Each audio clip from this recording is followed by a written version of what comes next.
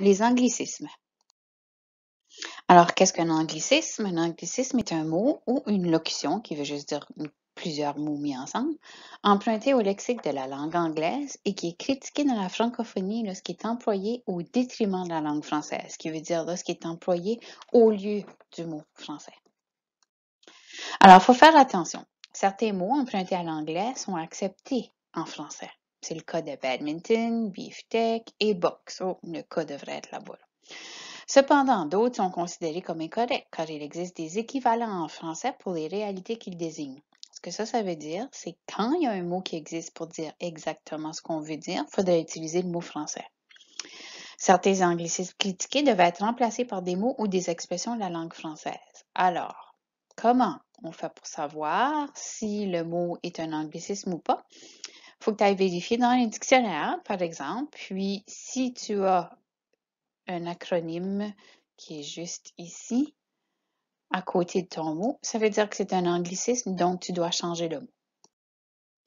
Il y a plusieurs formules à éviter. Je ne passerai pas à travers ici. Tout ce que tu as à faire, c'est mettre la vidéo sur pause puis vérifier ce que tu vois là.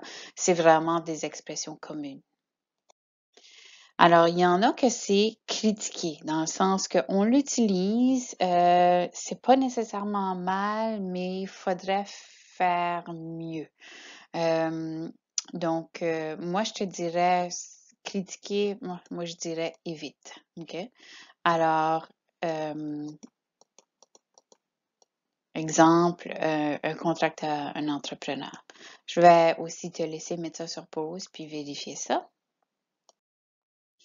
Alors, il y a plusieurs sortes d'anglicismes, c'est sûr. Pour juste généraliser un petit peu, anglicisme sémantique. Sémantique veut dire le sens.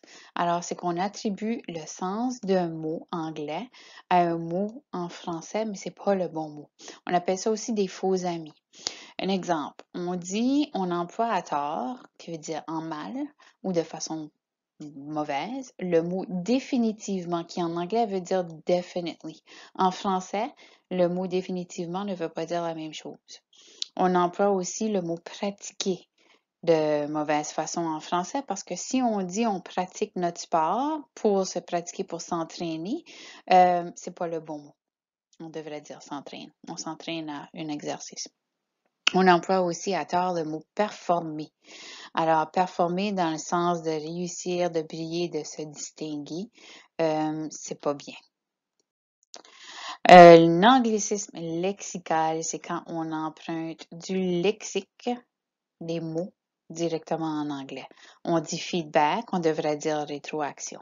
On dit un remake, ça devrait être une nouvelle adaptation. Un best-seller dans les livres, c'est un succès en librairie. Un coach, un entraîneur. Alors, c'est des choses comme ça. Remue-ménage, ça, vous savez, je l'utilise quand même souvent au lieu d'un brainstorming. Vous pouvez encore une fois mettre sur pause puis vérifier. Je trouve ça quand même intéressant. L'anglicisme syntaxique, c'est probablement la place où il y a le plus de difficultés pour nous parce qu'on entend beaucoup d'anglais. Alors, des choses comme sur l'avion, siéger sur un comité, vivre en campagne.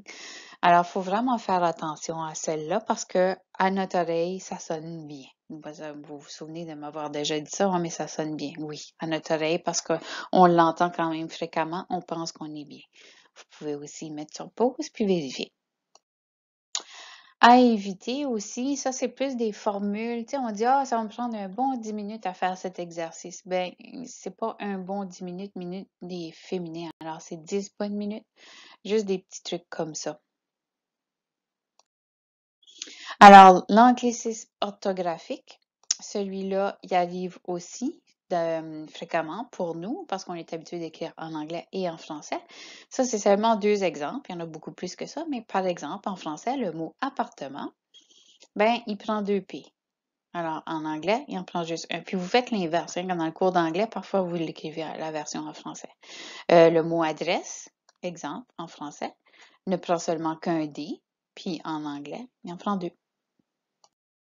Alors, le secret des anglicismes, c'est pas vraiment un gros secret. Faut vérifier. Faut utiliser les outils, les dictionnaires, En ligne, vous avez plein d'outils. Puis vraiment, ça allait voir. Puis souvent, la substitution fait du bien. Donc, dans le sens que si tu n'es vraiment pas sûr, puis tu as mis le mot marshmallow dans ton texte, puis tu sais pas si marshmallow est utilisé, puis tu n'as pas d'outils, ou change-le. D'accord?